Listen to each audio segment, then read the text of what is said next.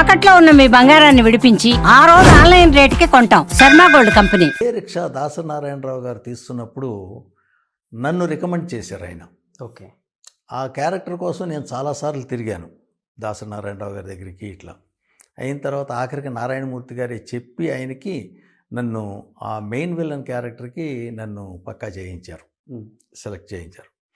ఆ ఒరే రిక్షా 1995లో చేసిన తర్వాత నేను వెనక్కి తిరిగి చూసుకోవాల్సిన అవసరం రాల. సూపర్. నా ఫోను ఆల్మోస్ట్ 24 గంటలు మోగుతూనే ఉండేది అప్పుడు.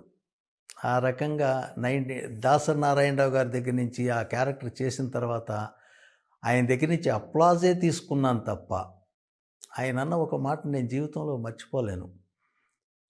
రఘునాథ్ రెడ్డి, నీ గురించి ఎవరెవరో ఏదేదో చెప్తూ ఉంటారు, అయ్యేమి నువ్వు పట్టించుకోకు, ఇప్పుడు ఎలా ఉన్నావో అలాగే ఉండు, ఏ ఎత్తుకు ఎదిగినా కూడా అలా మెయింటైన్ చేసుకో, నీకు మంచి భవిష్యత్తు ఉంది అని చెప్పారు.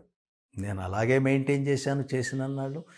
ఎవరితోనూ ఏ ఇబ్బంది లేదు, నాతో ఎవరికి ఏ ఇబ్బంది లేదు. ఎందుకు చెప్పారు ఆయన అప్పుడులోనే అంత పెద్ద మాట మీకు?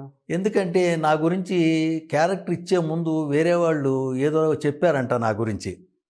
అంతకుముందు నేను పోకూరి బాబురావు గారు ఎర్రోడ్ చేస్తున్నా, రామచంద్రపురంలో చేస్తున్నప్పుడు మరి అక్కడ ఏమైందో ఏమిటో నాకైతే తెలీదు.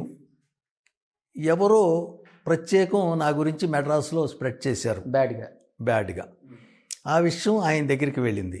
ఆయన దగ్గరికి వెళ్ళేసరికి ఆయన నీ గురించి ఎవరెవరో ఏదో చెప్తా ఉంటారు, నువ్వు దాని గురించి పట్టించుకోకు అని చెప్పని అప్పుడు నాకు ఇచ్చిన అడ్వైస్ అది.